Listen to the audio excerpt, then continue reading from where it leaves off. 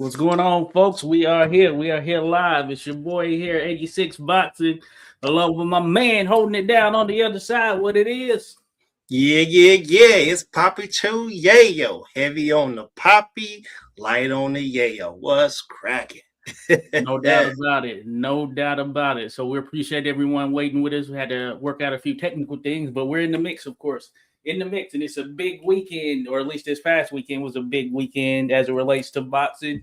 Some could say for the wrong reasons, but nonetheless, it was a big weekend, and we had, of course, a number a number of marquee fights even the days prior. So we'll try to tap into some of those. But I mean, we have to start, folks. We have to start at the top diggity dissolve. And of course, that is Jake Paul taking on former unified, I believe, world heavyweight champion. I think he was unified. Yeah, I'm pretty sure he was unified world heavyweight champion.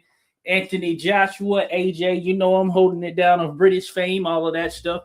And Jake Paul, of course, his fights at heavyweight consisted of Mike Tyson, and maybe he fought someone else at heavyweight. I can't recall for sure. So, no doubt, a step up in class here.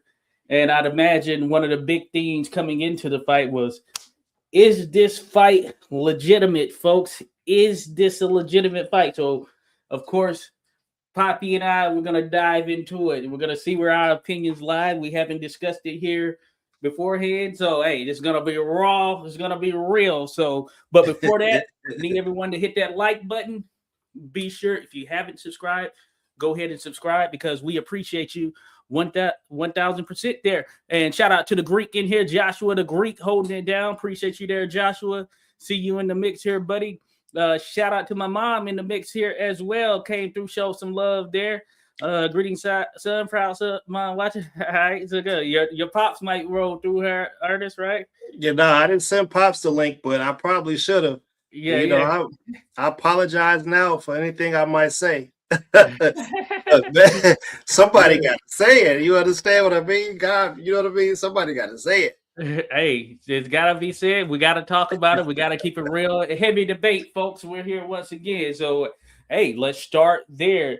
So we had Jake Paul headlining another fight in terms of him walking out first, him being the name that was listed first in the marquee, and a lot of eyes on him and what he would be able to do in there against one of the biggest stars in boxing, of course, in Anthony Joshua, a heavyweight champion, at least former heavyweight champion, which is something that can't be taken lightly there, Ernest. And I will say that it was a very interesting matchup, certainly, even leading into it. And maybe we can start there.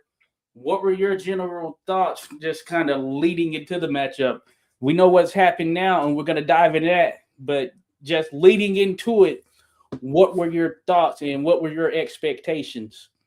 Man, leading into it, I know I I spoke about it ad nauseum over on the Ball and Buds podcast, where we do the Champ Ross's Boxing Fantasy Prediction League on Facebook. I spoke about it over there. I basically said that I couldn't believe that we actually had to make picks on this fight because it just seems like, it just doesn't seem real. You know what I mean? Like, it just didn't seem real. And I said initially, if Anthony Joshua doesn't send Paul to the same place that he sent Ngannou to, which was the afterlife momentarily, you know what I mean? Yeah, off the first punch, the first real punch, then, the fight was rigged and everybody needs to sue Vegas and sue everybody just needs to be sued. You know what I'm saying? That's what I said initially. I also said that, if it went past the first round, that, I don't know, bro. Like, boxing is dead. It's dead, bro. Y'all let the wrong one in. Y'all let the vampires in, and they came in and just sucked all the juice out the sport. That's how I felt. That's how I felt about it. I don't like what Jake Paul's doing in the sport, as far as him moonlighting in it. And I really want to say something. You know what? I'm going to say something positive about him, right? Yeah. So you got to give credit to any human that's willing to lace them up and step inside of the ring, right?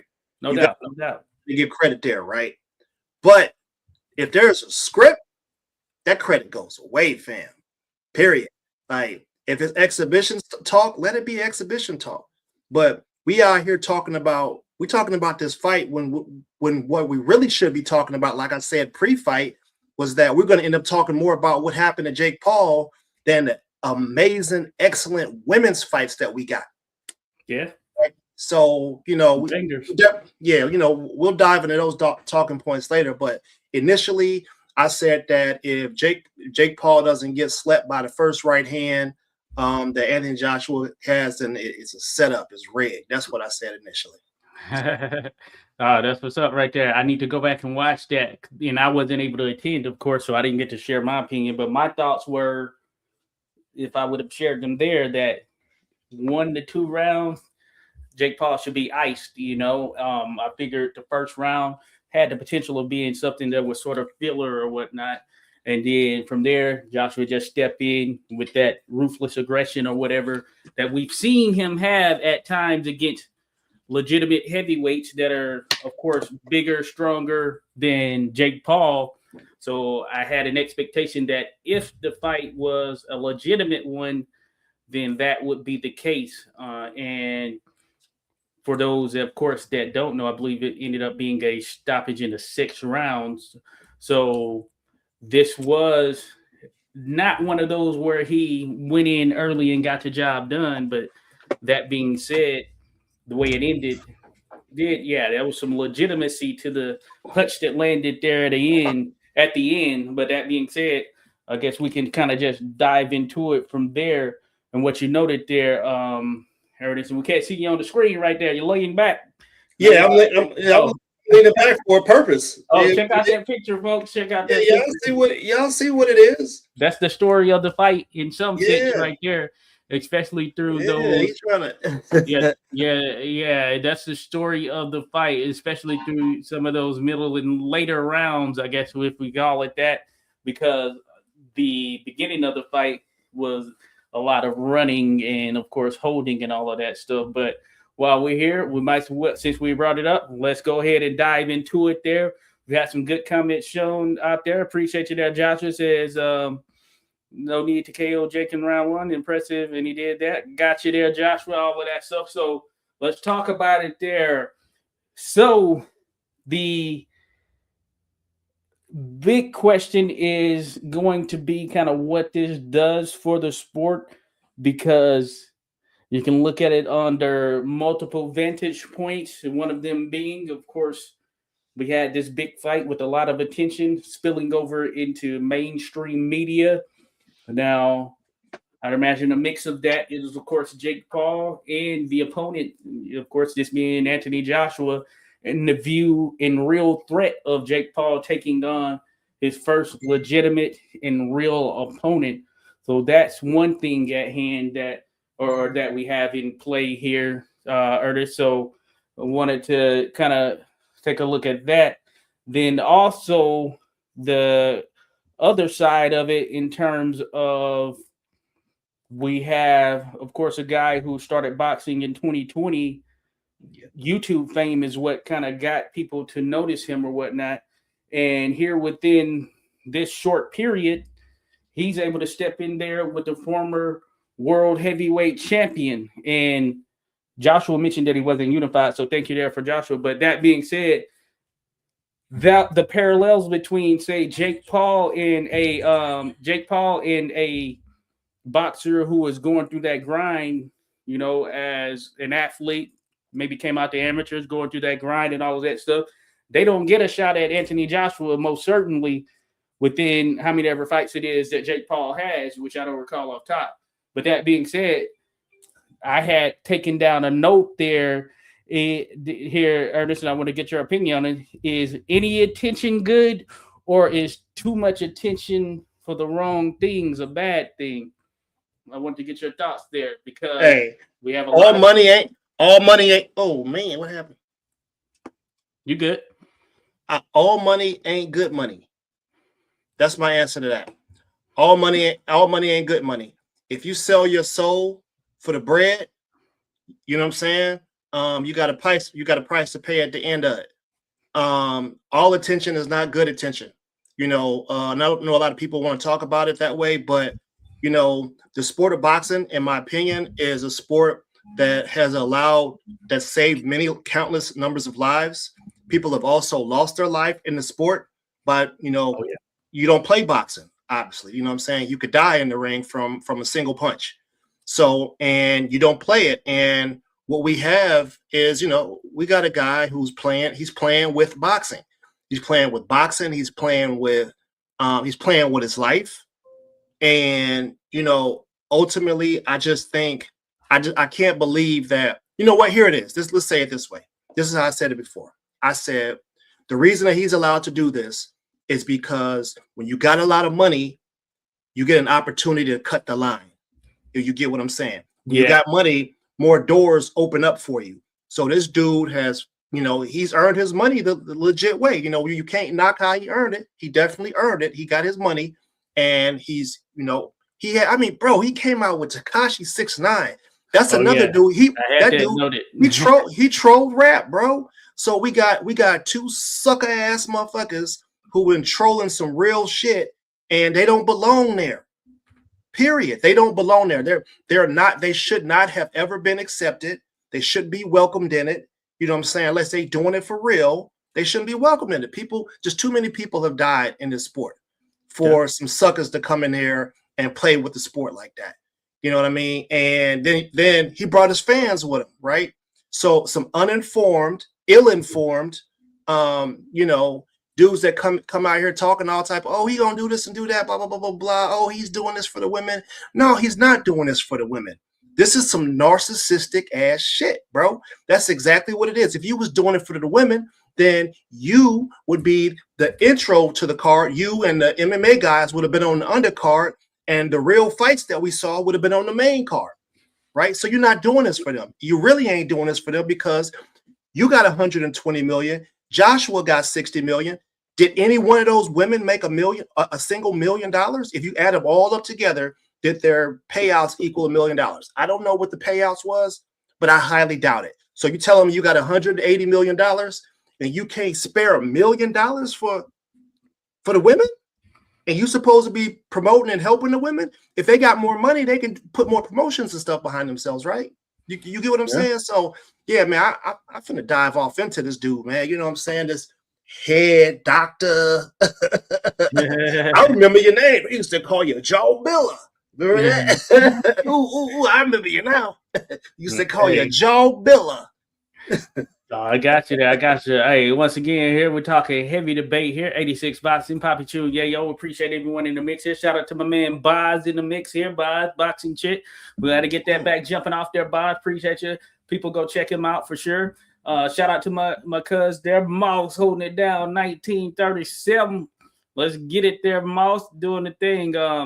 Hey, you made some great points there, Ernest. I can't deny it. I cannot deny it. But hey, Greek says boxing always had sideshows. Jake Paul was not the first. No doubt about it. If you look at the history of the sport, you have certainly had novelty fights, things of that nature, where there would be traveling shows where you could have the heavyweight champion at the time, John L. Sullivan, going around challenging any person to a 4-rounder in a theater or whatever it may be. So certainly the novelty aspect of it, that is something that has kind of been there and lasted the test of time. We had Muhammad Ali taking on Antonio Inoki, who was a wrestler in some kind of hybrid style boxing matchup. I don't recall what the undercard may have looked like or whom else was tied to it, but that I think was orchestrated as an event or exhibition, whatever it may be. And I do hear your point there, Ernest, in terms of, so this, while we view it sort of in an exhibition-like fashion, it actually goes on the record because the commissions are approving it and allowing it to be a legitimate contest. And I always think back to here more in recent times when Jaime Munguia, when he was a younger fighter there at 160 on the come up, he wanted to face Triple G, I think it was going to be on short notice. But that being said, he wanted to step in there and face Triple G, and the Nevada Athletic Commission denied him that opportunity. They didn't feel that he was ready or mature enough in the sport to be able to take on the world middleweight champion there at that particular time.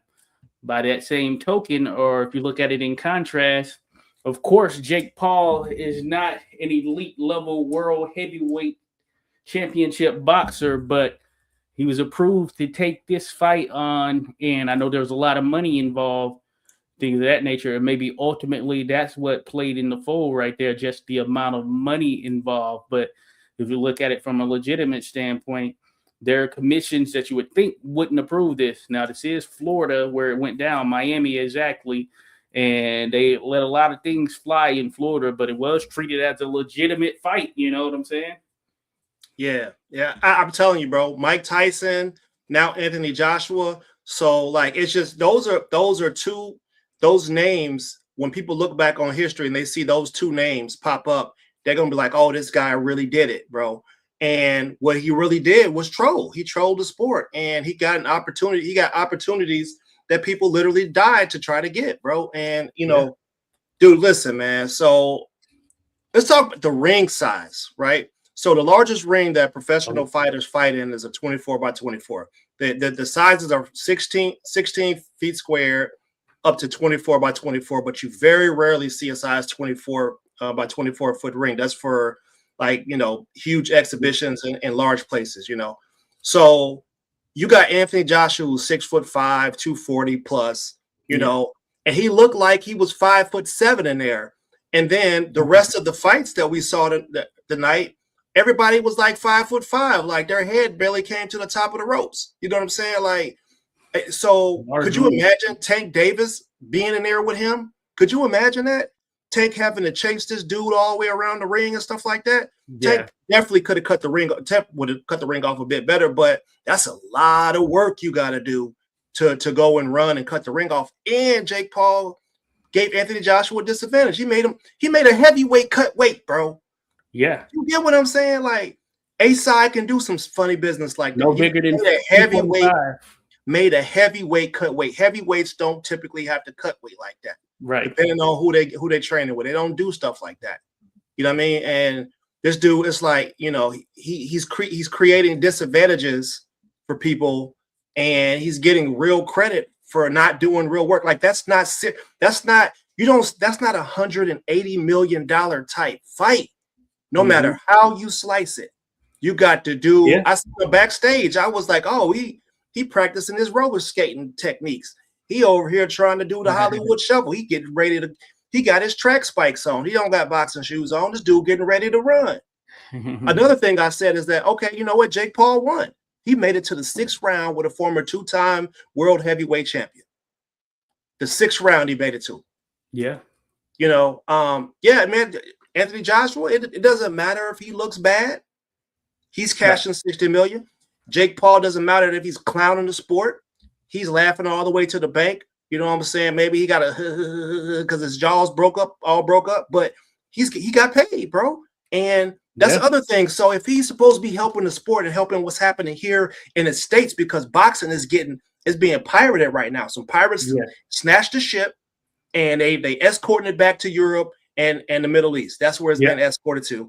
And he just assisted them and allowed for the Kinahan cartel, right? So he gave $60 million to Anthony Joshua, who then gets to promote a fight with Tyson Fury, who hasn't been able to step foot on American soil because he's wanted by the FBI. That's right?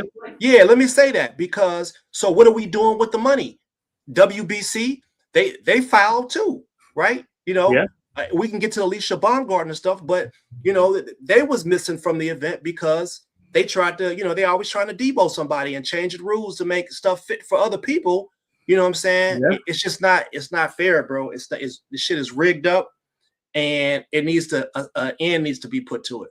The same way money made their way in politics, they're in the politics of boxing, and it needs to get out of there. Certainly, yeah, that money plays a major role there. Again, we're here We're here, folks, talking heavy debate, 86 boxing, Poppy Chun Yayo.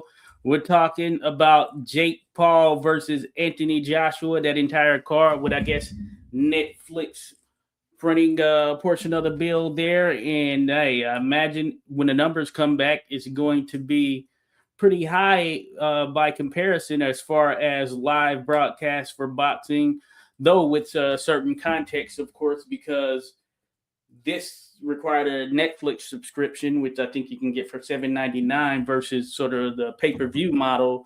And we know at times that can be up to $100, things of that nature. So there are some differences in that regard. But I think, hey, you made some good points. And, we've had sort of our back and forth in that regard as it relates to Jake Paul and what he's doing for the boxing. I've noted before that he signed a lot of the women who are top class in the sport, and they are going to him. So I'd imagine, I guess they're getting some bigger paydays than what may have previously been the case.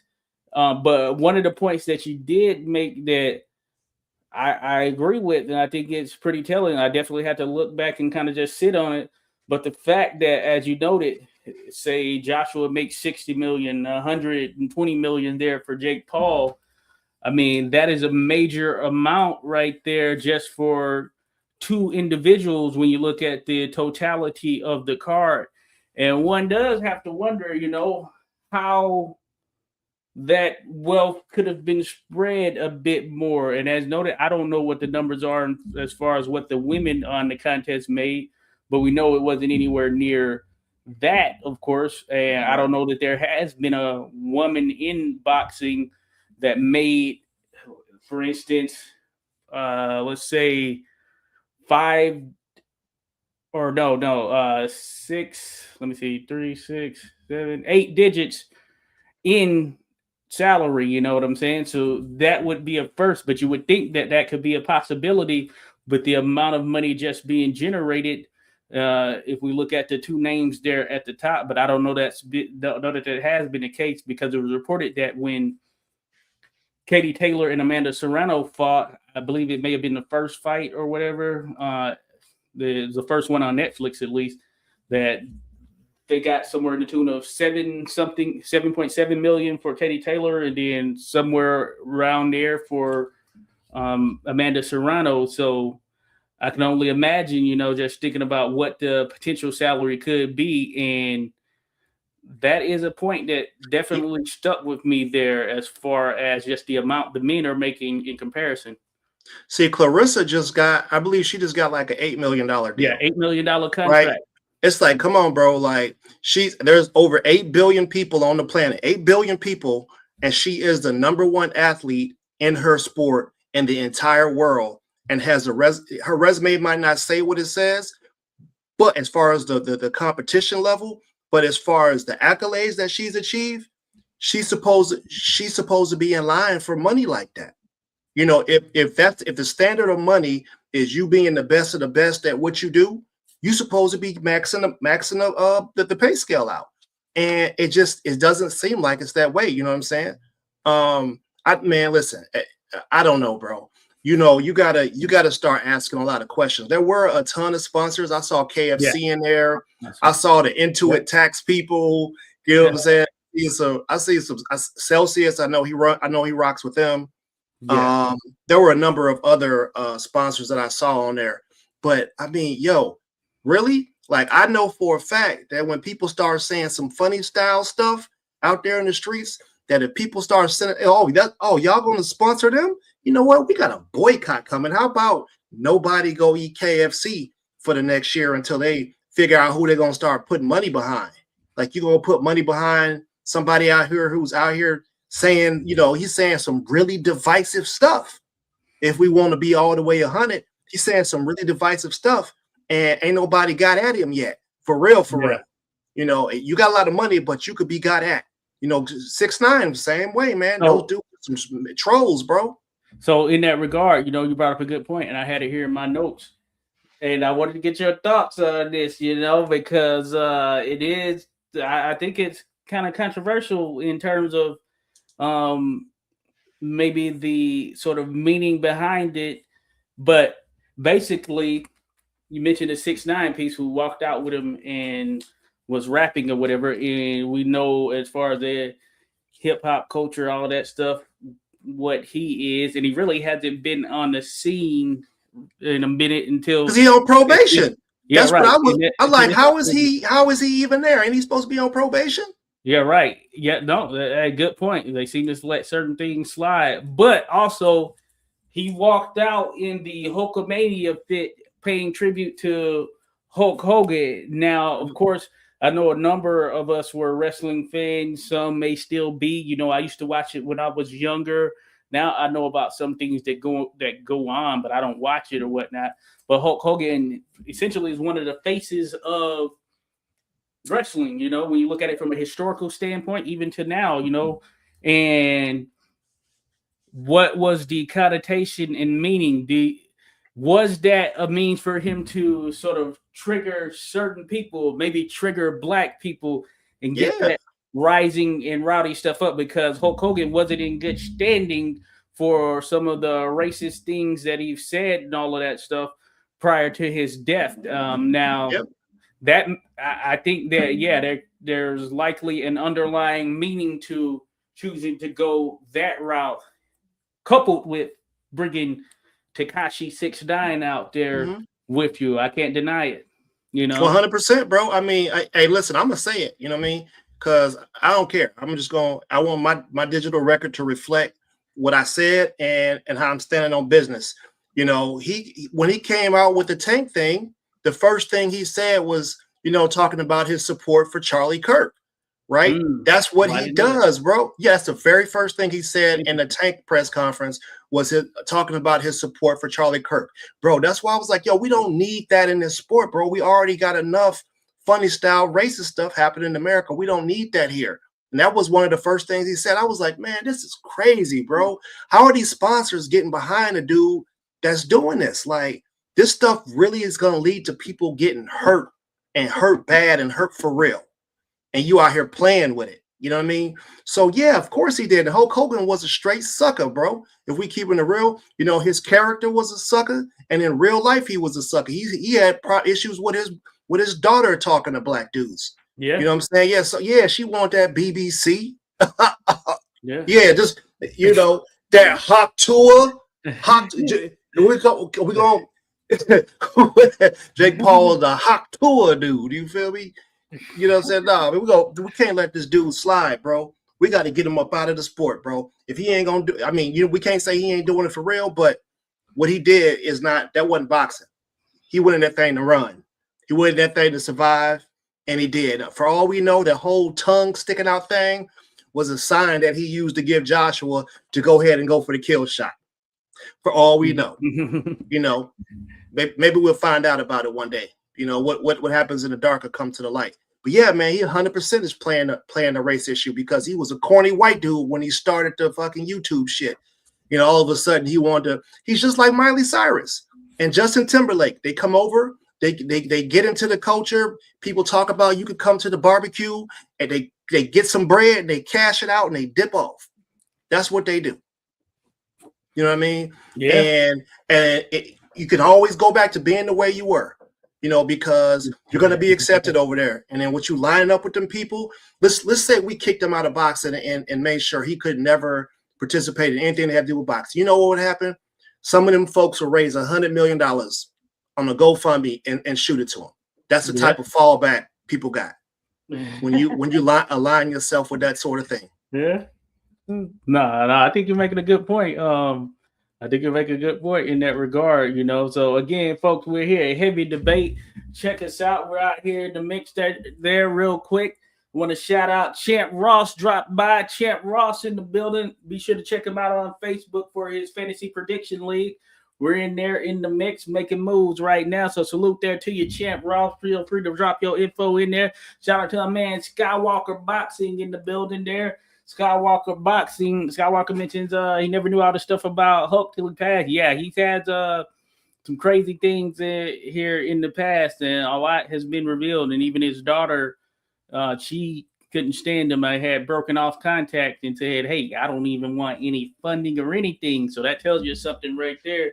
But yeah, It's one of those things there, Skywalker. But shout out to Skywalker Boxing. Be sure to go follow him, folks. Be sure to like, subscribe, all of that good stuff. Shout out to my man Ranger Danger there in the mix. Ranger Danger says that's true. I hate to say it. The real Ranger Danger, folks. Be sure to check him out. You will be entertained at The Real Ranger Danger. Check him out right now. And appreciate everyone else here in the mix. Boz back in here with another one. Still don't see Tim. He's in here. He's in here in the mix. Greek says, so Jake wanted to be knocked out cold. Jake, I think you're taking, Greek, I think you're talking about in relation to, I guess, the fight in itself. So that leads to the bigger question. Was it real? Was it scripted? Of course, the knockout was legit. And we saw that he had a broken jaw. You could see his teeth pushed to the side. But I had this debate. Shout out one buddy Al there. We were talking about it. And I was leaning like, hey, yeah, it seemed to be legit to a certain degree. But I don't know. There was some. But also, you know, he gave me some good pointers as well in relation to how, yeah, just certain things, I guess you could say, did Anthony Joshua go 100% in at him and on Jake Paul at all times? Maybe not. It was a big ring there, as we noted, and those rings are big. And having been in there, like officiating and all that stuff, and been in some big rings, is crazy. It reminded me of the old Madison Square Garden ring that is in the International Boxing Hall of Fame right now. It was a huge one. So for Anthony Joshua, who is a guy who not necessarily known for his footwork or anything, he did have to chase him around, and you could see Jake practically just running there in the early round. So I think there was some legitimacy to Anthony Joshua just trying to catch up with him. Now, the question is, could he have better cut the ring off? Could he have made a more concerted effort? And then at one point, Jake Paul hit Anthony Joshua with his best shot. Yeah. Anthony Joshua ate it like it was nothing. So that, and I also note there, Ernest, sometimes some of those body shots, he wasn't really, it seemed that he wasn't digging in and going for in a way where he had truly ill intent and bad blood in those punches. And I don't mean bad blood for the standpoint that they have to have an issue or anything of that nature. But if you're aiming for a certain status in the sport in itself, when you go in there, there is just a certain intention you have with some of those punches. And, you know, and just in debate and the discussion with others, you know, that is something I guess you could have a question about, you know? Yeah, no, he didn't really hit him until he got tired of old boy doing this right here. You feel me? Yeah. Because I felt like Jake Paul went in there to listen. He was trying to listen to what Anthony Joshua's midsection was saying. Like, hey, are y'all home? Y'all ready for me to come in or what? Just, you gotta let me know. I mean, I'm gonna come back here in a second and I'm gonna try to listen again. You just let me know. I'm gonna run a little bit. I'm gonna give you some time to think about it. Then I'm gonna go back in with that hot tour. If you ain't ready, you know what I'm saying? Okay, we can try it again. 13 times. 13 times. No points taken. Now, it just couldn't have been serious, bro. Anthony hit him in the clinches. Even when the dude went to clinch, you should have, man, all Anthony had to do was hit him one real good time. Hit him in his stomach. See what happened. Yeah. I think folded him up like a lawn chair. I did note that with I was talking to my partner about it. I did note that in the clinches, Joshua was fairly lenient. Yep. You should have towed him up on the inside as soon as he got in there. For all that running he had, I'd have made him pay. And then another thing is, what was Joshua backing up for? I mean, okay, let me give him another positive thing, because I'm gonna sprinkle him in. There are some, but I don't really want to give him any credit. But the dude can crack. Clearly, he has a strong punch. His delivery his technique is not that bad for some of the overhands that he did. It did look like he kind of set Joshua up for some of them. You know what I'm saying? So we'll give him some credit for that. And I couldn't imagine if he had hit Tank with that punch that he hit Joshua with. Oh yeah, bro, that might have been a problem. Right. You get what I'm saying? That might have been a problem if he was able to hit Tank with a shot like that. You know, what if Tank says, you know what, let me shell up and see what he got real quick and get hit with that shot? But that was a heavy shot. It really was. It was. It was a heavy shot. But Joshua I didn't understand why he was backing up, bro. Like you was a former heavyweight champion. Hold your ground. And as soon as he come in there, drop that brick on him. He could have threw right hooks to where old boy was going to because he was skating. So you knew he's getting ready to skate. Just punch where you think he's getting ready to go to. Step over to that spot and throw that punch and let him run into it. And you didn't see any of that. And yeah, I don't know, bro. It's bad, bro. It's bad. Yeah, Joshua was on short notice. Yeah, they dehydrated him, to get him down to weight. But I just, where are they getting all that money from, fam? That's a lot of money. There's been some, Bud versus Earl you put both of their salaries together, they didn't make as much as Anthony Joshua made in this fight. Which is crazy. Man, that's ridiculous, bro. And that was a real fight. That speaks to it. And maybe it's a thing where my man Mouse noted there earlier. He said, what did he say? Something about the views paying. He said that ain't the standard. It's 2025. It's all about views. And is that a view thing?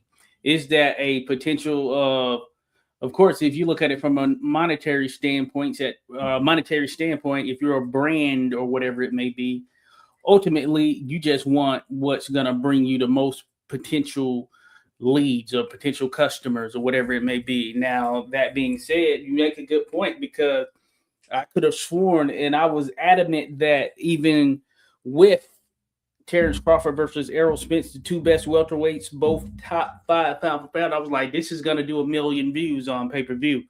And it didn't. It didn't do 1 million views.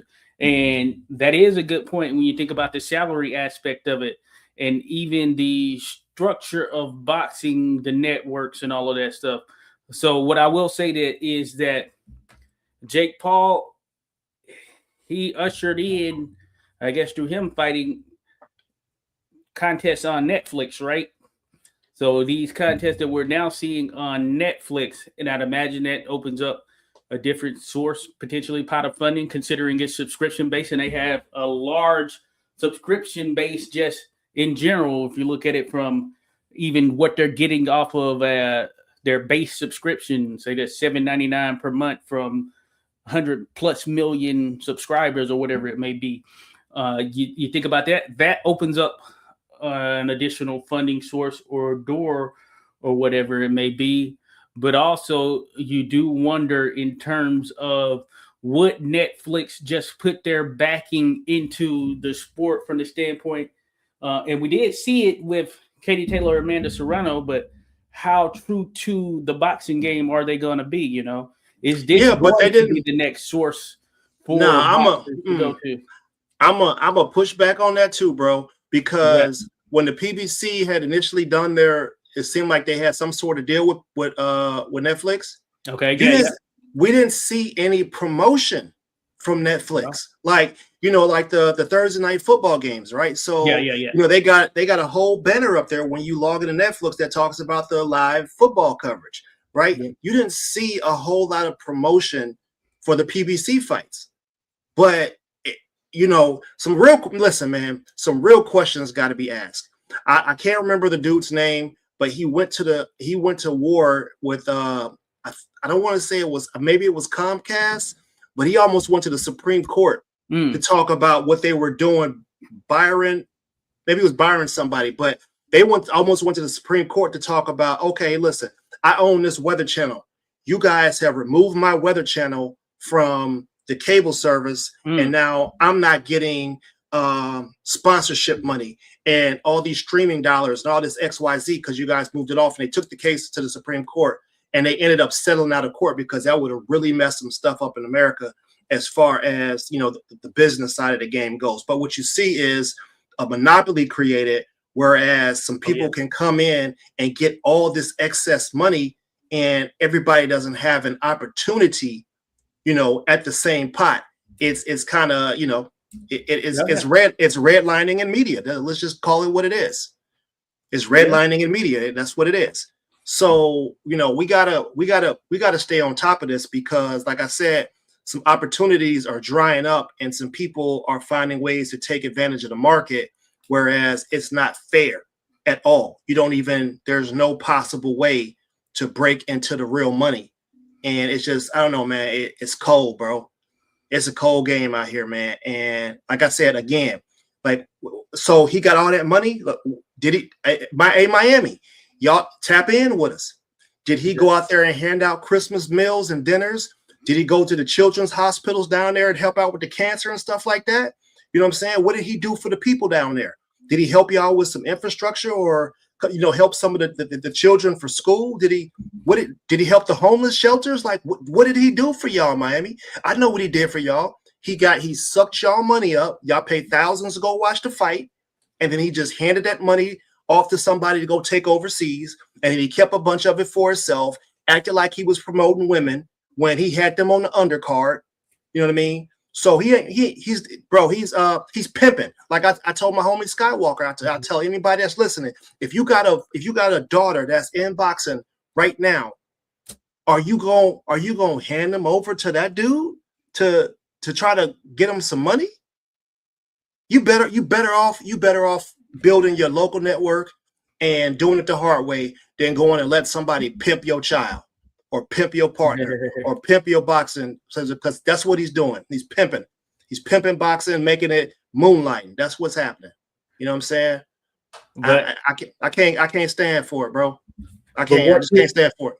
What to the environmental aspect of it? You know what I'm saying? Like, hey, he brings this big event to Miami, for instance, you know, and hey, a lot of people there. One of the things I had noticed was it had a good crowd and all of that stuff. And then, of course, an event like that, you know, you have staff and people that are working the event, things of that nature. What to that aspect of it? Like, is that not enough in terms of just bringing a major event with a lot of attention and eyes to that particular facility there in that location? I guarantee you they was letting people in, bro.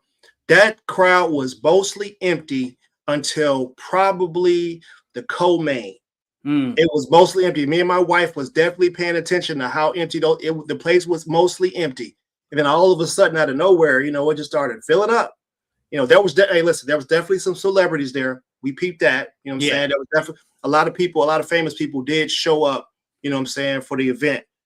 But I promise you, man, I know that was Miami, but it seemed like they just let a bunch of people in, bro, because it was empty. And even when it was in it for the final fight, there was huge sections that was empty of people. Huge sections. You know, I pay attention to everything that's around the event. I'm looking at the people who are ringside. I'm looking at their mannerisms. And when they pan the camera, I'm paying attention to that. I'm listening to what the people are saying in the corner. I pay attention to the whole entire thing.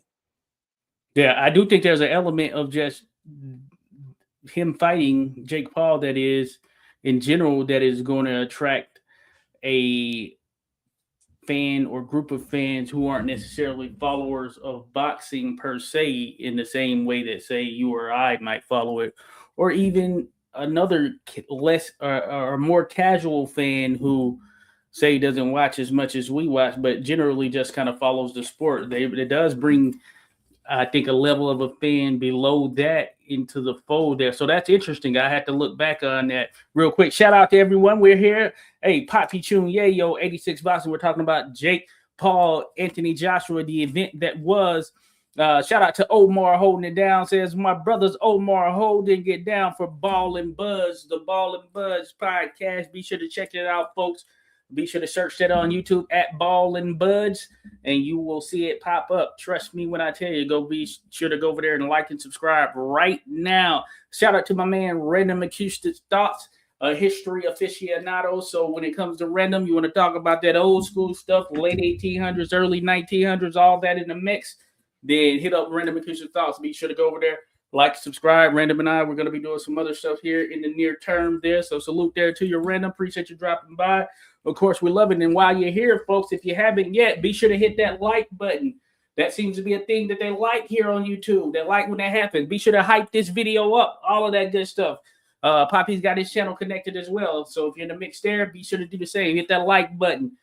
hit subscribe, turn on those notifications. We appreciate y'all. We're talking Jake Paul, Anthony Joshua. So some great points made there. Some great points made there. Again, there, Ernest, in terms of just thinking about just the totality of this event and everything. Ultimately, so from a Jake Paul perspective, if he can generate events of this nature, do you think that this is something that the sport can benefit from just as we move forward? Say, even if it isn't just casual, or even if it is just casual fans, and he's able to get a lot of interest and buzz, do you feel like this is something that could be of benefit moving forward? Because, for instance, he accompanied the U.S. Olympic team for this last Olympics, the boxing squad or whatnot, and I suppose that generated a lot of attention. And I don't know if there were sort of KPIs, anything of that nature done to see what it meant overall. But that being said, he did participate in such, but he does generate a lot of interest and buzz right there. So even just from that standpoint alone, even if it means that he is, of course, headlining, but the people on the undercard or whatever, let's say they're making their biggest paydays, despite the fact that, hey, maybe they could be paid more from his salary or whatnot. Do you think that's a good thing? Because there may be a place there for that, because this novelty aspect has been a part of boxing. You know what I'm saying? Is he the real mover? I'm taking a hard line stance. I didn't F with the C Kirk person. I didn't F with them. I didn't F with their fan base. I don't F with them people in general, because they don't F with me, and I'm cool with that. I know where you stand. You know where I stand. I'm over here. You over there. Don't cross the line and get your ass whooped. You know what I'm saying? So I'm saying no, bro. I'm saying that this is the equivalent of all money ain't good money. Like I said, the dude is trolling. I wanted to say I wanted Jake Paul make me like you, bro. Make us like you as a total. You're not supposed to get booed when you come out to your event as the main event. Every single main event that he showed up at, he's getting booed because he's playing a villainous role. He's trolling. He's getting paid and laughing all the way to the bank. I'll push back to that. Mayweather got booed at a lot of events. You know, yeah, 100% he got booed. But he's fighting. If he was to fight in Atlanta, I guarantee you it wouldn't be enough Mexicans in there to boo him. He fighting out in their territory. He wasn't fighting in a black city. He fought in Vegas every time, right? Yeah. So the crowd was mostly what it mostly was what it was. And that's why Mayweather started wearing Mexican gear. And I actually hate that other boxers are doing what Mayweather did. We are very clever people. Find another way to cook people. You know what I'm saying? Yeah. You know what I'm saying? This is still America. Red, white, and blue. 50 stars on the flag. Period. This is still America. So, when you come to America, you got to respect this motherfucker. Period. You got to respect him. If you disrespect it in any type of way, like how is Tyson Fury able to be over in Vegas and he's getting more cheers than Deontay Wilder, who was American, right? You see what I'm saying? So America has some really funny ways where they decide to, line up with people who ain't even from this country to go against our people. And I've had enough of that, bro, because we whooping ass. We're going to be whooping ass until there's no more opportunity to whoop ass. We're gonna keep whooping ass. So I just get really passionate about that, man. I'm not okay. I'm not okay with it. So listen, like I said, I wanted to like Jake Paul. I wanted to believe that he was truly doing a great thing for women's boxing, but he's pretending like he is and doing another thing. He's lining his pockets while using them as prop. They're prop. They're the pawns on the chessboard. You know what I'm saying? And matter of fact, with all this hot touring he was doing, he the queen on the chessboard. I got you there. He the queen. He the queen. So no, bro. I don't care about them generating. I don't care about what he's generating with them. Like again, those sponsors are rolling the dice by getting behind somebody. Y'all see what happened to Target? You see what's happening? Yeah. Yeah, you see what's happening to these companies when we decide to boycott them? What happens if we decide to boycott boxing because you got a perpetrator in here, you know what I'm saying, ruining the sport and sending all of our money overseas? What happened to America first? No. Hey, I think you're making a good point there. I think you're making a good point there for real. I think it's an interesting line, though. You know what I'm saying? As far as it is an interesting line in terms of. So I had taken something down as it relates to say I'm so Jake Paul, for what it's worth at least, claims that he wants to win a championship, right? That's something that he throws out there at least. Now we know that from a boxing perspective that he's not one of those championship elite level individuals. But if you're, let's say, Jay Opataya, right? Jay Opataya out of Australia, that New Zealand area, Australia, New Zealand, that area right there. Of course, he's known, dominated. Not as known here in the U.S., though he has fought here in the U.S. And if you're a boxing fan, maybe casual even, you know of him, cruiserweight world champion, and probably the best cruiserweight in the world right now as we speak. If, say, Jake Paul wants to fight him, for instance, and of course, this would fast track him, he would certainly jump the line or whatever. But this may be the biggest payday for Jay Opataya. I mean, can't fault him for taking that. You know what I'm saying? That his biggest payday. You guys are doing deals with the devil. I gotta say it. I can't say it any more plain than that. You're doing a deal with the devil. You're doing so. When we ask, I love to ask people this question we ask these people on our show all the time. You know, if legacy, belts, and money, you know, rank those in the particular order for yourself as far as your career. And there's really no wrong answer. But if you got a person that says, hey, listen, man, I'm a prize fighter. I'm just here for the bread. Right now, a person who's a prize fighter and that's only just there for the bread, they might be willing to take a sucker deal to go get some bread. Right. They might be willing to be like, you know what? I'm gonna go fight Jake Paul because I'm gonna get the most money I can get. I want everybody to make as the maximum amount of money they can make in a fight. Yeah. That's what we want. That's what we want for them. But you're going to do a deal with the devil to go make this money and mess your legacy up. Anthony Joshua legacy is stained. It's done for me, period. I used to like to do what he did with Klitschko, getting up off the canvas to drop the champ and taking the belt. Man, I was cheering for that dude. You feel me? Yeah. But to go in there and go six rounds with a YouTube influencer dude, bro, couldn't cut the ring off, bro.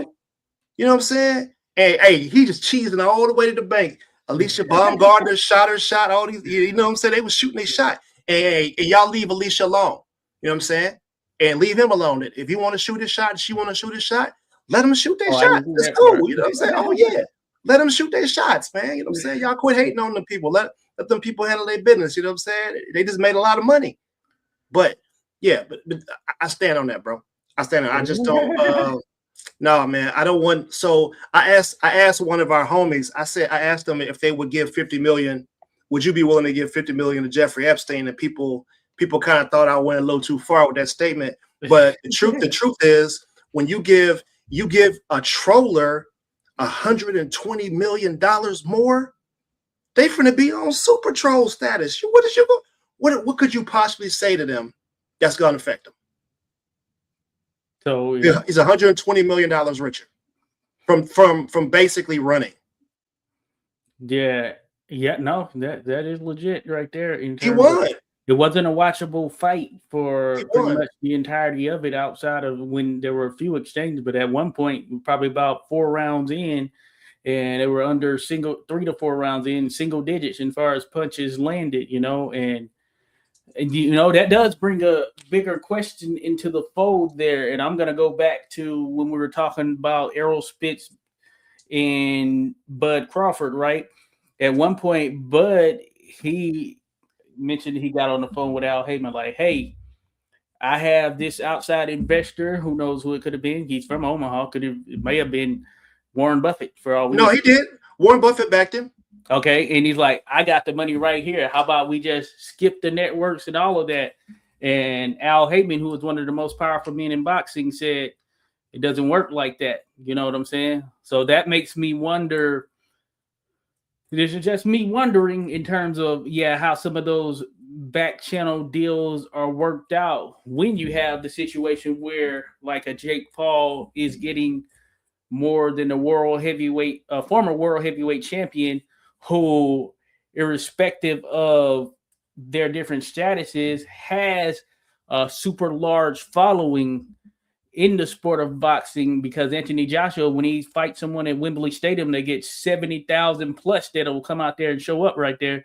But he's getting less than Jake Paul, who I know has banked a lot on the social media side of things. He may ultimately have more followers there on the social media side, but that does make you wonder on certain things. And I can just speak from the perspective from a local standpoint, being here where I'm at and being in and around the sport of boxing. Some of those same sponsors or whatever, they wouldn't shell that money out for like two legitimate boxers who've been grinding, going at it, trying to do this same thing. You know what I'm saying? And I understand that sort of potential reach, potential gain aspect of it, but I do think there is something there as it relates to how, he's getting such a crazy amount. You know what I'm saying? And maybe he warrants it. But I'd imagine the back end paperwork, those deals and what goes into it, I imagine that's a whole world in its own. You know what I'm saying? I said, I know I'm not scared to say it. Those opportunities aren't available for Black folks that way. They just aren't.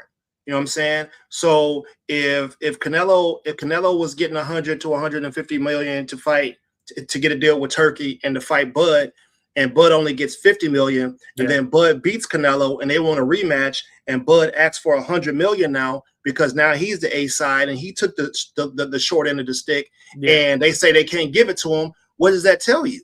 We've seen this thing play out over and over and over. Look at the Japanese player. That Japanese dude got what he got 300. Oh no. He got he got a 800 million somewhere in there. Almost $1 billion contract for baseball, bro. 800 million maybe somewhere in there. Yeah, man, those opportunities are not available for people the way that they're supposed to be available for. If you're, you know what I'm saying? And I just, like I said, man, I'm always call it out because it is what it is. It's unfair. There is a red line drawn in the sand. And unless you sell out or unless you go to the other side and act like you don't like the other side, you can't get to that bread. You can't get to it. You got to pay a price to get to that bread. You got to sell your soul. You got to sell your people out. You got to sell out whatever it is you're standing on. Sometimes you might have to bend over and let a person of the same sex paddle you. That's the nicest way I can say that. You know what I'm saying? Hollywood the same way, man. We've seen incredible stars not get the same opportunities to be able to make that money. What happened to our dude who was in Hustle and Flow? What wasn't he in Iron Man? Oh yeah, I don't want to go off on that tangent, but we could talk about that. He said, well, whatever happened to Wesley Snipes? Wesley Snipes single-handedly made Marvel what it is. They was dead until he did Blade. You understand what I'm saying? Why didn't they make another Blade? So, you know, I could bring up a number of things in this country where the opportunities have been cut off at the knees, whereas people can't get over the hump. They always got to be under somebody else's shoe. And it's a tragedy. And as long as I got a platform, as long as I'm able to speak on it, I'm going to speak about it unapologetically. Hey, no. I think there's something to that for sure. We got to talk about it, all that good stuff again here, folks. We're here. We're talking. We're having a heavy debate here. Jake Paul versus Anthony Joshua and what went down in that contest. Now, I can tell you from just looking, this was one of those fights, for better or worse. I have some friends who may not follow the sport as closely and all that stuff, who I've talked to, who've reached out things of that nature. And those that I know follow it. And generally, it's funny, the overwhelming consensus, I would say, just from my own perspective, is that there was something up, not in the sense that, hey, this fight was like a fully fixed fighter or anything of that nature, but certainly that something was off. It wasn't like, one of those where they take it serious, as a fight. You have some who do and all of that. So Paulie Malignaggi, he said, oh, he felt that it was real, but Jake was running and all of that stuff. So taking that into account, a lot of attention, whether positive or negative, what do you think it does for the sport moving forward? Because this is the buzz right now, it's dead. And that's what I was saying. I said before the fight that we would be talking about Jake Paul and, how he either got a dent in his head or how he went to the afterlife for momentarily. And we're not talking about the women who actually are competing in the sport. Those women had incredible fights. Alicia Baumgardner went 12 3-minute rounds. You know what I'm saying? And the commentary was awful. The commentary would make a casual fan be like, nah, women should only fight 2-minute rounds. Well, I always challenge people to go back and watch the Turkey Al-Sheikh card that was in New York City. Watch that Canelo Alvarez fight that happened that weekend. Them dudes threw maybe 100 punches in a 12-round fight. And that's ridiculous. And all of them got millions of dollars for it. So we can point out things in the sport that are not wrong, or that are wrong and that are unfair. Personally, I enjoyed the hell out of the fight between I can't think of her name right now, but Alicia Baumgardner, right? Yeah. I enjoyed the fight that they had because I was like, all right, Alicia's taking her time. She's picking the girl apart. She's making it look easy. She doesn't have to just go in there and play Rock'em Sock'em Robot and run out of gas. You know what I'm saying? And I thought it was a great fight. But y'all got to give the women time to do the 3-minute round so they can figure out when they actually need to step on the gas. Because when you're in that last minute, you got the first 2 minutes. That last minute, people get tired. Mistakes can happen. You could get caught. You could get cracked just for being, not using the proper techniques. And I think a lot of that was exposed in that fight. It's just that, she just would have needed her trainer, Derek James, to be like, hey, look, if you see her knees buckle like that at this point, go ahead, give it some gas. You know what I'm saying? The next round, maybe you could take off the first minute and just move around and just touch and don't put nothing behind it. You know what I'm saying? But see, we don't get an opportunity to see that because they always want to make them, if anything, make the dudes go 2-minute rounds. How about that? Yeah. How about we make the dudes go 2-minute rounds and have them go Rock'em Sock'em Robot if that's what y'all really want? How about we get rid of any ring size that's oversized 20 feet, 20 feet and up is gone. It's only 18 by 18 or 16 by 16. How about that? And then 2-minute rounds. Since y'all want to, y'all want to try to make up excuses and start talking about Tom and Jerry. Like, bro, you don't hear that type of talk with any other ethnicity in the sport of boxing. They don't talk about other people like that. They say, yeah, okay, there's Mexican style. That's what they say. For those who don't know, Mexican style is basically Rock'em Sock'em Robot. They finna get in there and bang it out. They finna see who the toughest, and they gonna go in a circle and try to kill each other. But again, you can't play boxing, and if you can't be in too many fights like that because your body can't hold up, and it shortens your career, and you end up with problems later. No, you're true. Hey, I appreciate just a good boxing contest, that skill side, where we're seeing that technical aspect. And I don't agree. Like there are a number I see that call Shakur Stevenson a runner or whatnot. Tom and Jerry. I'm not in agreement. There. I think he's one of the best boxers in the world right here at this stage. And you look at his total skill set. I mean, he does it for me. I think he's one of the top guys, generational style, talent-wise, and all this stuff. But hey, that's just me. But some people prefer some of that offensive prowess. And there's something to that in terms of some who go for it more or whatnot, and maybe that generates more buzz and more excitement to a certain degree. But yeah, you want to see it sort of on a level playing field just across the board, I would say. You know, so it's very interesting. It is very interesting when you look at it, and there are certain factions in boxing. Some of it tends to tie back to certain ethnicities and all of that stuff. I think that's generally a way that sports and competition has been kind of reared over the course of history and all of that stuff. So you're going to continue to see that. And which brings me to a good point. Matter of fact, just thinking about it here. So apparently there were some people who had issue with Anthony Joshua having a Nigerian flag in the contest as opposed to a British flag. Of course, paying homage to, I believe, his mom or dad, one of them. Yeah, he's Nigerian. Nigerian, right?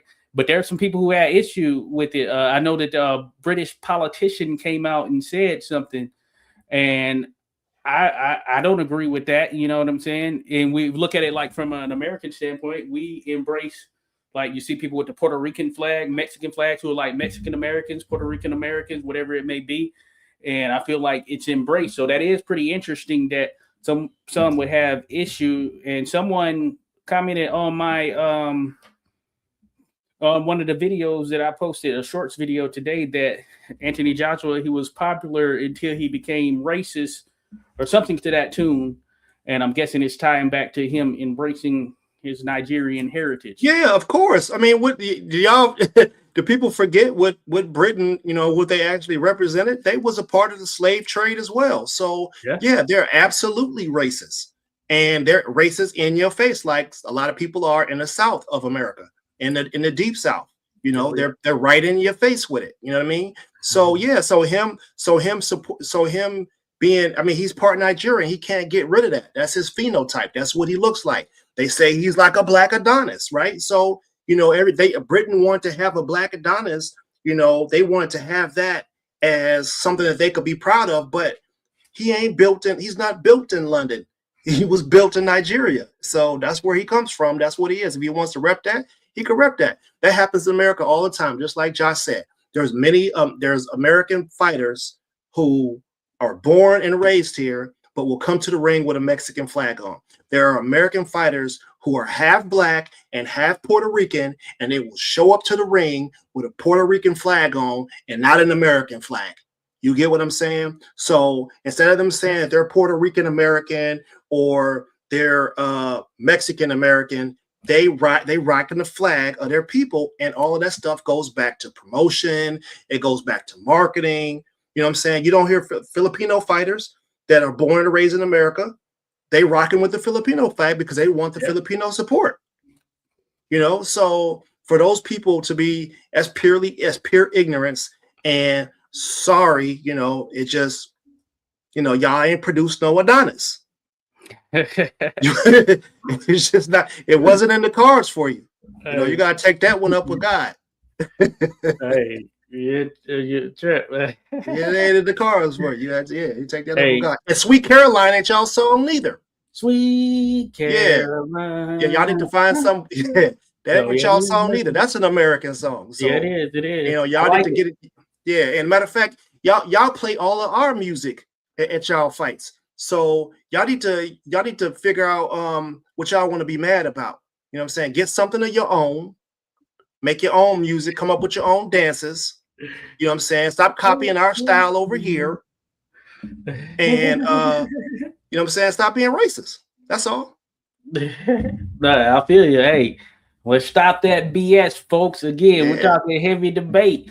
We're trying to keep it 100, keep it level here, even playing field for all in the mix there. So we were talking about the others there, Ernest. Now I didn't see the Yoka Vale fight, but we had some good women's fights that were on there. Trinica Johnson, she took on lady last name Gail, Canadian, but bloody fight, bloody affair. Great for sure. fight. Bloody affair there, no doubt. I call her Trinica Juggernaut Johnson because it just seems like every fight somebody makes contact with her head or her head makes contact with the other. The Juggernaut, you know what I'm saying? So, but hey, they were going at it though. Yeah, so I want to say something. Although I am a staunch supporter of women's fighting, I need to say something about something that I think hasn't been talked about and needs to be talked about more. Right. Mm-hmm. So when people are putting synthetic hair into their cornrows and they go in for the head, I think they need to do something about that, because if you have some hard gel or somewhat in your hair, you could actually probably call somebody to get a cut. If you have synthetic hair that's wire and you go and you know what I'm saying, you rub your head against somebody's eye, you could call somebody to get a cut. So I think they need to tighten up on how they're doing with the actual, like in the UFC, they make them cut their fingernails so they don't slash somebody up, right? Yeah, they got to do something. Yeah, they got to do something about the hair, man, because I noticed that from a couple of the fights that, the women, they had the tight cornrows and stuff like that. But when they go in with their heads, there ends up being nasty gashes and things of that nature. So I really think that, I think something needs to be, they need to, that's one thing they need to put on the list to maybe evaluate or do a study on to figure out if this is what's causing all these additional cuts. And that is definitely interesting. We know how that gel does harden and all of that stuff. So there could be something there, no doubt. And then, of course, with her style, it's just a penchant for and the other lady, Gail or whatever, she had a style too that was kind of pinching on her, kind of coming in. So that just made for two formidable forces going at it. But Trinica Johnson's no stranger to sort of the head clashes just from overall perspective in our contest right there. So that's tough to deal with, especially when it happens early. You know what I'm saying? Yeah, she's tough, bro. She's a bully. Yeah. She is definitely a bully. I mean, the other man, she had a lot of success when she was on the outside. Yeah. And, I felt like she could have made it a lot easier fight if she had stayed on the outside, because Shanika wasn't having it. She was going in. She's like, listen, I'm just about to beat her up. That's how she did in her last fight with Soretta Metcalf, and I had picked Metcalf coming into that contest because I thought she was going to keep her out there because she's super long. Old Chicken, that's her nickname. And she's super long. Let's throw them jabs out there. But, man, it was legitimate as far as I'm concerned, because Shanika just kept coming in, just closing that distance and getting in on her. So, very interesting there for sure. And also you had Caroline Dubois. I was going to say the brother's name, but Caroline Dubois, she took on Camilla Pineda, friend of the show. At least she's been on, interviewed her before. Very nice. Yeah. And I know she was fighting out of Mexico, and I believe she's Italian, but I think she was fighting out of Mexico, may still be fighting out of Mexico. But from all indication, I came in the midst of that contest when I first tuned in, so I only saw probably the last 4 rounds, but it seemed to be a dominant victory for Caroline Dubois, who just so happens to be in the same weight class and range there of Alicia Baumgartner's, and there's a lot of back between those two. What do you think there? Man, listen, bro, that I had to make a pick on that fight, and that was a tough one for me because we know Camilla, you know what I'm saying? And what I said on the fight was that, Camilla, she's Italian. Yes, she was based in Miami, really, but she's been training in Mexico. So she's getting some great work down there. And I knew that she wasn't going to be no pushover. And I also knew that she's not a quitter. You could tell by her fights that she's all heart, and she's not gonna go out like that. I didn't find out until the fight that she actually went up a weight class. So I'm saying this is great for her because she actually went up a weight class and was able to make it to the final bell with the boys. Because the boys, man, she's a crusher, bro. He comes with it. She is a crusher. Her technique, her boxing style. Like I don't want to say she hits hard like a dude, but she hits hard like a hard punching woman. Yeah. And unfortunately, it's enough to get some people up out of her. She did set Camilla down, and Camilla got back up. But what you saw in that fight was that there's levels to boxing. There's levels to people that know how to move their feet, move their head, know how to set jabs up, know how to come in, and and Camilla just didn't have the gear to be, or the extra set of skills to be able to get on the inside and do what she needs to do until Caroline got tired in the end. Then Camilla was able to get in there. Camilla, she's going, y'all want to play Rock'em Sock'em? She game for that. And that's her, it's her thing. And so I think if she was able to get inside and do that with Caroline, she would have had more success and would have won more rounds. But I actually picked Du Bois by split decision in that fight. I figured it would go to distance. I figured it would go to distance. And I was holding my breath the whole time, hoping that she didn't get slept, you know what I mean? Yeah. But shout out to Caroline, man. She's the truth. And they need to be lining the sponsorship opportunities up for her and getting ready to start getting the bag ready for her, because she is that girl, that woman. I'm sorry, she's that woman, and she's gonna be deserving of the bag that she should be getting. So get her the bag. She's ready for it. I'm with you there.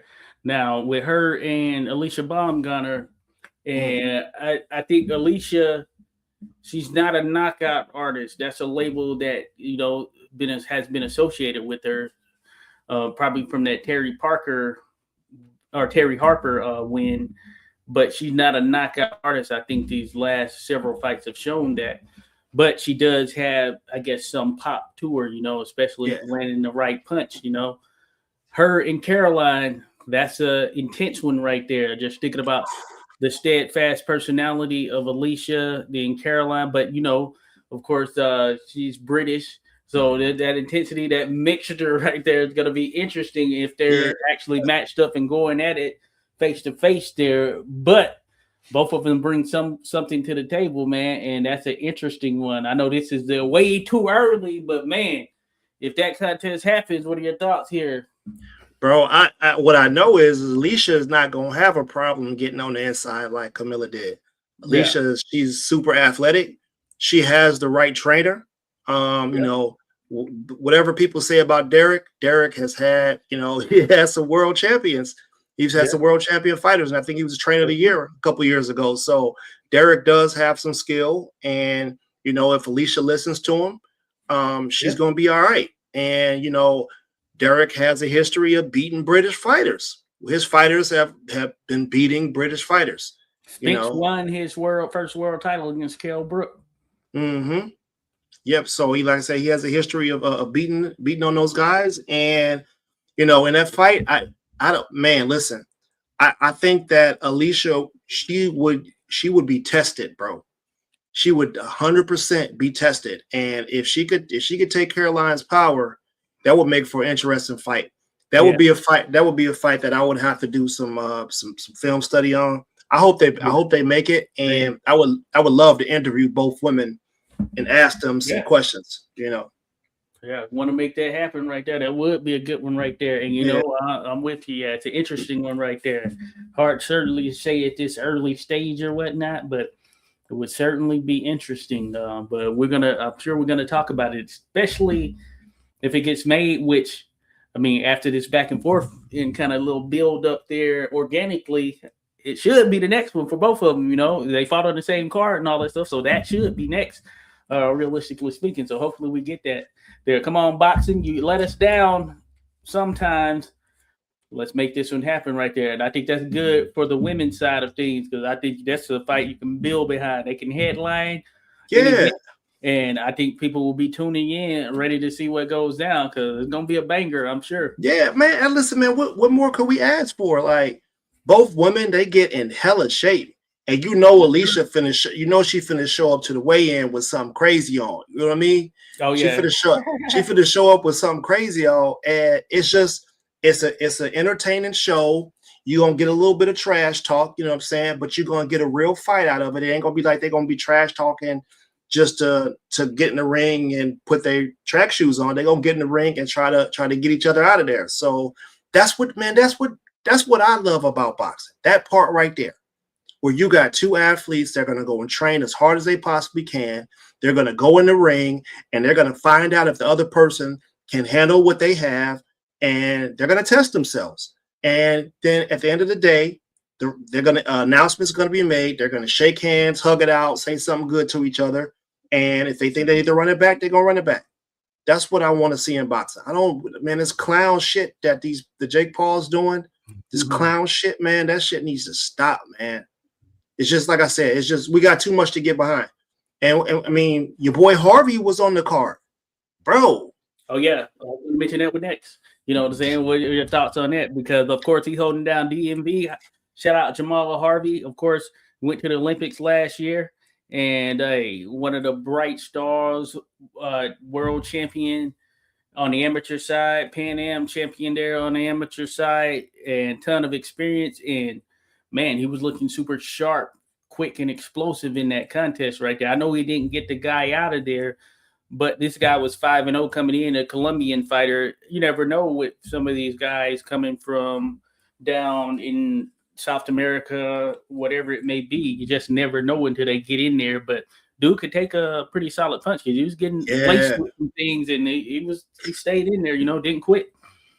Yeah, I don't want to say anything being bad about your boy Harvey. Yeah. What I would say is that I think he went too deep in his bag. Yeah. You know what I mean? Because he showed a lot of stuff that people ain't gonna want to fight him because of. You know what I mean? I feel like he should have maybe held, used maybe half the bag, and then once you realize that the dude can take what you got, then just make it look easy. Go 12-0, only get hit 5 times, have a better defensive record than Shakur Stevenson. That's a talking point. Do that, and just make sure you get out of there unscathed, uninjured, and get to the next one. Be like, hey, listen, I'm not coming in boxing to be moved slowly. I'm ready. I showed you I was ready. So let's get these opportunities lined up and let's get them in there. But that's the other thing I'm saying, bro. Like, we have some incredible boxers here. In America, on this soil, we have some incredible boxers that think about the DMV alone. Yeah, no other people in the world can deal with it. Like that African card that the Zone put on, bro. Yeah, man, listen, man, y'all can take that thing, ball it up, step on it, burn it, throw it away, because them dudes is not ready yet. They're not ready yet, and y'all are trying to give them the limelight, and just so that we don't have it, we're gonna whoop their ass too. You can't. This is about who's the best fighter in the world. It's not about who you can sell wolf tickets to, because that's all they're doing is selling wolf tickets right now. So Harvey's the good. Harvey's the goods, bro. Yeah, he's definitely the goods, man. Yeah, and he was gunning for that knockout. So I see what you're saying there, going into that bag, because I think we're just trying to get that dude out there, and he probably went for it a little too much. You know what I'm saying? And it was forcing it as opposed to letting it come to him in some of those moments. But man, super sharp. And hey, the sky is the limit for him there, because he's competed at the top level on the amateur side. And I don't care what anybody says, when you get that type of experience, that is gonna set you above someone who doesn't have that level of experience in competition at that elite level on the amateur side. You know what I'm saying?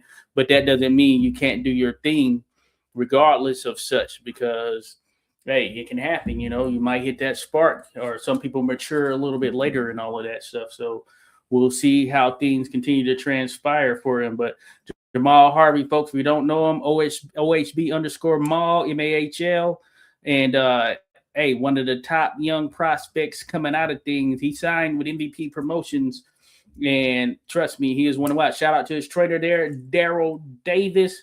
And I can tell you firsthand, they put in work there. Daryl, damn good trainer. I see him all the time at the amateur events and all of that stuff. And, he's someone good. Might have to try and get him on and come chat with him, because he has a lot of top-level amateurs that he's worked with. He's a trainer for Jamal Harvey and all of the stuff. He knows the games, been around the game. He's got kids that are boxing, all of that stuff. So I think he'd be good, someone good to chat with as well. So I'll hit him up, try and get him on here, because like I said, he's top dog as far as the trainers are concerned. Let's see here.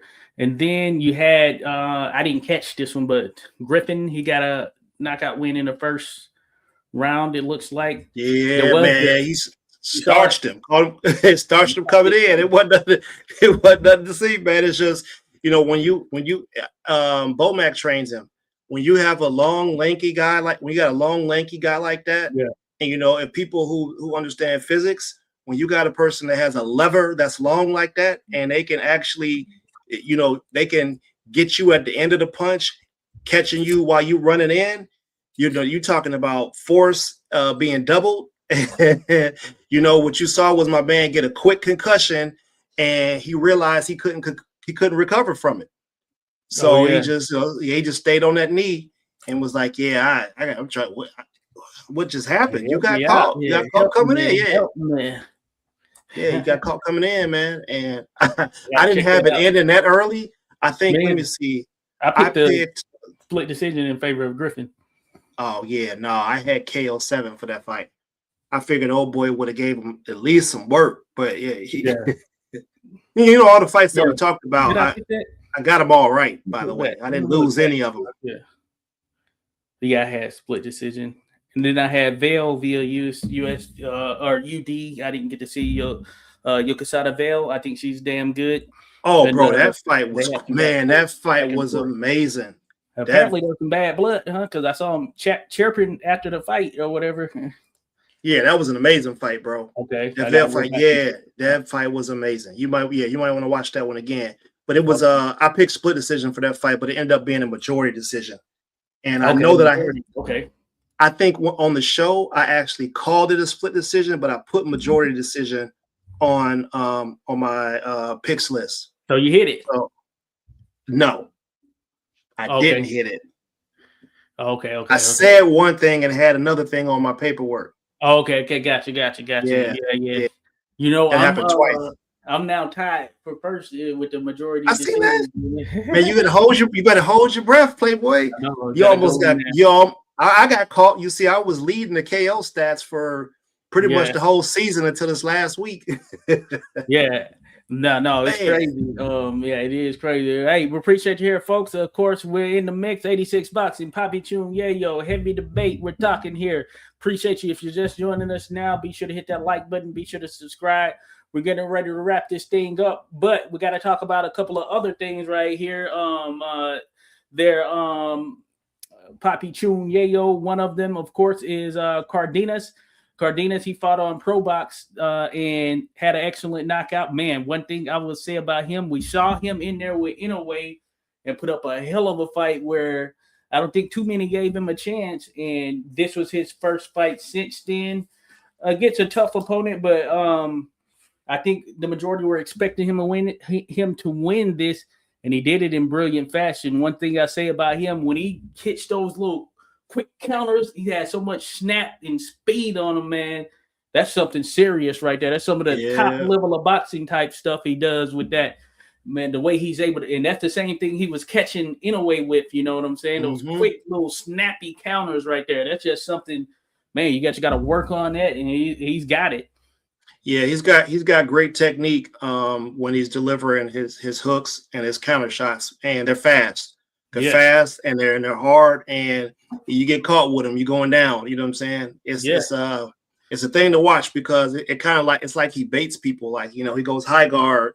It kind of lets people come in and do their thing, and then he gonna give you one. Don't let the door hit you with a good lower split you. He gonna give you one on the way out the door, baby, for sure. Yeah, right. No. He doesn't let you get off, but he definitely gonna give you a couple on the way out. But yeah, Cardenas is, man. I was begging for that. I picked that fight to go to decision because I was trying to make up some points in the league because it's real tight at the top. You know what I'm saying? I was trying to make up some points, so I had to make a couple of adjustments to the way I would normally pick based off of, this was really the last opportunity for us to make a mark, and then some other people just, So I had to pick funny, and then people was listening to the show to try to, get some of the talking points. Bro, it was a whole lot of people from the league that was tuning in to the Ball and Buds podcast while we was talking about it. And I was just trying to throw them off. I was like, yeah, but you know what I'm saying? I might be doing something else different. Don't believe it's funny. I had TKO 7, TKO 5, so I was a little bit off there, but hey, I got to give it to Cardenas there. He did his thing. Also on that particular card, you had Herbert Conceição, Brazilian fighter. We know there's another Conceição out there, man. Not that Conceição. This is another one coming up, and he won a gold medal in the Olympics. And you can tell he is pretty dang skilled. He is pretty skilled. He couldn't get the finish or whatnot, but I thought he had a pretty solid showing from what I saw. I think I missed the first 3 rounds. I want to say 3 or 4 rounds it might have been. But I like what I saw. Certainly, you can see he still had some of that amateur sort of style in him. But that being said, once he continues to work on things, hey, he could be a major player out there. You know what I'm saying? Well, you know how pro box get down. Pro box is all about Latin America, or you know what I'm saying, just Latinos in general. Majority they fighters are like Puerto Rico, Costa Rica, Cuba, Argentina, Colombia. You know what I'm saying? That's kind of seems like what they go, and even they sprinkle in a couple of ex-world champions in there. I love their fights. If I'm being honest with you, most of them 50-50. Most of them are 50-50, and the only problem they got is the judges. They judges be tripping every time. You know, you never, if it go to distance, you don't never know what's gonna happen. And then we can expect Paulie to give us a couple of zingers in there every time. So I'll be looking forward to it. And we be up in the chat, and somebody said, one of the ring girls got in there. Somebody said, "Man, that thing tangy." Like, yeah, these people are funny over here talking about the ring girls being tangy. You know what I'm saying? I mean, robots. Yeah, they said, "Man, Cinnabon. What is?" Man, what about all types of cat calling and stuff? Like they be y'all need to chill. Hey, that's a trip right there. Shout out to Rock Chalk. Hey, Rock Chalk, Rock Chalk Jayhawks. Oh, you repping them Jayhawks? Okay, I see you there, Rock Chalk. Appreciate you. Be sure to check her out, folks. They said pro box like sweet potatoes. Potatoes. Sweet potatoes. Yes, sir. Yes, sir. Yes. Hey, Pro Box, they do the thing right there. Mike Juan Williams, he fought there. He's out of Connecticut. He got a knockout. But yeah, we'll see more with him. He had lost to Antonio Moran, who actually fought not too long ago. Might have been last week. Antonio Moran fought or whatever. But Mike Juan Williams, we'll see how he continues to develop there. Represent, as mentioned, Connecticut. Shout out to people out of Connecticut, Mark Allen Baker, Joe Casano, Connecticut Boxing Hall of Famers out there. Shout out to the Connecticut Boxing Hall of Fame. So the good stuff there. And man, hey, it was some good stuff there for sure. As far as these just fights from an overall standpoint, I think those were kind of the main ones. You did have also Craig Richards. I haven't seen it, but he got a crazy knockout apparently 12th round against Dan Aziz over there in the UK. And yeah, man. You see it? I was watching. I watched that card. That's what I'm saying. That's what I'm telling you. Okay. That's how I know that African card was trash, bro. Listen, right. Listen, bro. The president showed up in the middle of the fight before that. 2 fights before that, the president of the country showed up. With the Ghana? Yeah. He showed up and he stopped. They started playing the music and he stopped and everybody stood up. And I'm like, wait a minute, did the fighters stop fighting because they was in the middle of the fight? Yeah, bro, it took them like 30 minutes to get the scorecard up for the Racanel fight. The Filipino dude, I felt like he won that fight. But it was real funny stuff. I didn't catch the card. Yeah, and then Richards, man, Richards is very off-putting. You can't really tell that he's doing the type of damage that he's doing. It was just like, yeah, it was a lever thing. It was like he had old boy at the end of his punches, and when he would, if old boy caught him with a hard shot, Richards would immediately come back with like a 3-piece, right? And they would be even. It's like he made sure he got the last word in it. I thought it was gonna go the distance, but the feed actually cut off for me around round 10, and I had Richards by decision, and man, I just knew he was gonna make it to get that decision, and I come back to find out that he knocked the boy out. I was like, man, golly, bro. Yeah, I had picked Richard to be a split decision going in because I picked against Richard in his last contest. I forget who was going against him. I was like, you know what? I probably shouldn't have because he definitely has better. If you look at the competition from who, just like being in with the likes of Bivol and such, he has better competition than a lot of these guys out there. And Dan Aziz, I felt he's solid, and but yeah, just not that world level guy. You know what I'm saying? Solid top level British guy, but not world level. And he looks the part, but yeah, he just didn't have that skill set, I believe. So I picked Richards. I was like, hey, I can't pick against Richard unless he's going legitimately against somebody that I feel like, okay, this person can outbox him there for sure. And so yeah, he ended up getting that stoppage there. So Craig Richards making a name still.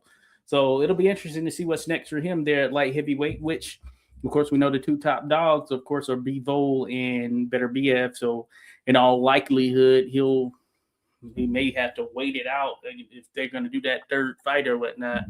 But we'll there's David Benavidez in the way. Well, he said he's going up to cruiserweight. Remember? Oh, okay. He ain't going. Man, shoot. So I'm assuming that to be the case right there, because he did say that after the fight, it seemed like they were working it on the back end. He's going to cruiserweight against Zerto. That should be a good one for sure. But if not, then hey, maybe that's one right there. If David Benavidez wants to get in there, keep with a busy schedule and all that stuff. But if he fights Zerto, that'll be an interesting one right there for sure. Folks, again, we're here. We're talking boxing. Nonito Donaire, he fought Tsutsumi in a contest on December 17th. I haven't watched that one either. I don't know if you saw it there, Ernest, but no. Yeah, but Nonito, he lost a split decision. Now, the funny thing is I did pick split decision for Tsutsumi in this one. Nonito, of course, he's up there in age at this stage, certainly past his prime, and I just felt something about Tsutsumi from seeing him that he has this youthful sort of exuberance about him when he's in there in the ring fighting, right? And I thought that was going to be the thing that carried him, that youth or whatever. But I haven't seen the fight, so I will have to go back and look at it. But Donaire lost a split decision. Whether he hangs it up, I guess we'll find out here at some point. You know what I'm saying? That's the fight that I said. That's another fight that I said split decision on the show, but put majority decision on the paper. Okay. So, man, Josh, I'm telling you, I got three.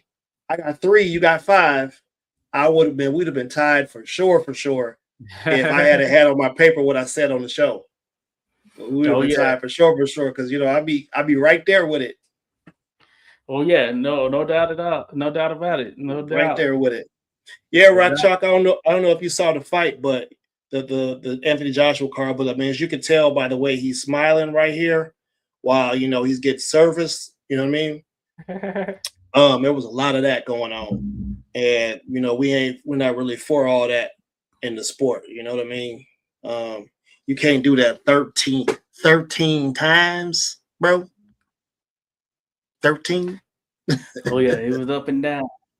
Down. Rock, but Joshua's true crime right there.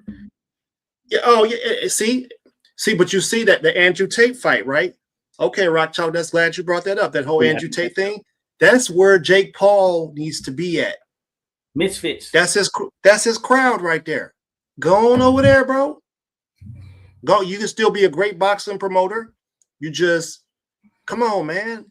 We don't want to end the night with some some fuckery like what we saw. Mm-hmm. No, I feel you there for sure. I feel you. So Josh, I promise you, bro, I'm not gonna stick around in boxing. If that's what boxing has to offer, I'll go cover track and field. You know what I'm saying? No, I cover football, baseball, I cover any other sport. But the shit that Jake's doing, man, it's not good for the sport. Yeah, no, right. No, I feel you there for sure. That was crazy.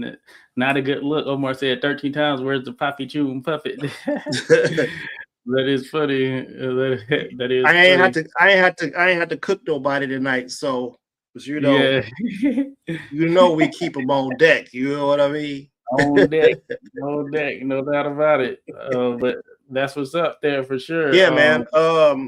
But again, I just to reiterate, man, I want women, people, the commissions need to get a boxing fighters players association, and they need to have conversations with each other. An association needs to be able to ask women, what do they want to do? Do you want to fight 3-minute rounds? If if unanimously they say yeah, then do it. Don't put words in their mouth. Don't speak for them. Like I said, every woman that we've interviewed said they wanted it. They're down for it. They were cool with it. They didn't have anything against it. The only person that the people on the show was said didn't want it was Katie Taylor, but she gassed out anyway. That's why she be headbutting and grabbing and holding. So we don't expect the Juggernaut to want to go 3 minutes because she couldn't make it the amount of distance for the regular fights. So that's 1 out of 10. Go down. I got you there. For sure. So yeah, and we'll see if she comes around at some point.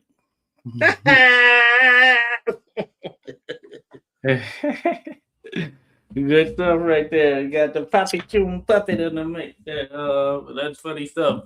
Real quick there, we got Inouye Picasso coming up this weekend, or maybe during the week or something like that. It's going to be in Japan, so it's going to be very early, so people might be watching it on replay. But Inouye Picasso is coming up there. Want to get your thoughts there, Poppy Tune Yayo. But also knowing that apparently it has been agreed upon between Inouye and Juntao Nakatani. I think Nakatani is fighting too. So I guess that'll be after, if both of them win, that'll be the next fight for both of them. I saw Mo Problem post about Nakatani and Inouye being agreed upon. Shout out Mo Boxing, no problem. Jose, all the cats over there. Yep, salute. Yeah, salute to Skywalker, man. His one of his boy fought this weekend in amateurs. I was able to see some. Yeah, I was able to see some of it on Facebook. Yeah. That's awesome, man. You know what I'm saying? It's good to see him in there, and we'll do what we can for him, and just keep up the hard work and get it in. Yes, sir. Yes, sir. And with that, folks, we appreciate it. My man Moss says y'all should cover everything. Yeah, we're gonna have to talk about that, Poppy Tune. Yeah, you might have to talk about covering everything. You know what I'm saying? Yeah, we'll can talk offline, see if we can make some stuff happen there. But no, we appreciate it. We appreciate everyone being in the mix and all of that stuff. Shout out to Skywalker Boxing. His son made his debut there on the amateur side, doing his thing. He didn't get the victory, but hey, it's just a part of the learning curve right there, and stepping in that ring, that's something in itself right there. So that is not the end. He will bounce back. We're going to talk about it, all that good stuff there, Skywalker. So good things in that regard. And for the rest of you folks, of course, Merry Christmas. We celebrate Christmas. Happy Hanukkah for those that celebrate Hanukkah, all that good stuff. So we want to send regards out to all. Definitely enjoy the rest of your week. Enjoy the rest of your weekend. We should be back in the mix here pretty much around the same time next Sunday to talk about a few of the things that went down at this particular juncture. And also, I'll just note once again, or maybe I haven't noted it, but January 30th, there's going to be a show here in the DMV at Maryland Live, Pro Box TV. You're going to see some of the top stars out of this DMV area lacing it up there in DC. Shout out to all of the young chaps that will be out there. Trayvon Sniper Marshall. You got David the Body Snatcher Whitmire. You have Frankie the Franchise Scarborough. Jordan the Iceman Roach. Ben Johnson. Be on the lookout for Ben Johnson, folks. You got 10K Trey, a.k.a. Irvin Trey Pound Fuller the third. Friend of the show for sure. So be on the lookout for that, folks. We will be here in the mix. Shout out to Ball and Buzz again. Omar, I guess there's going to be a wrap-up show at some point. So we'll be in the mix. I'll be in the mix. I'll share my thoughts on all this stuff. Salute that to you, Trey Titan. You just missed us there, buddy, but I know you'll be around, so we'll chat it up. So we appreciate all being in the mix here. And, hey, like I said, stay safe, everyone. Enjoy your holidays.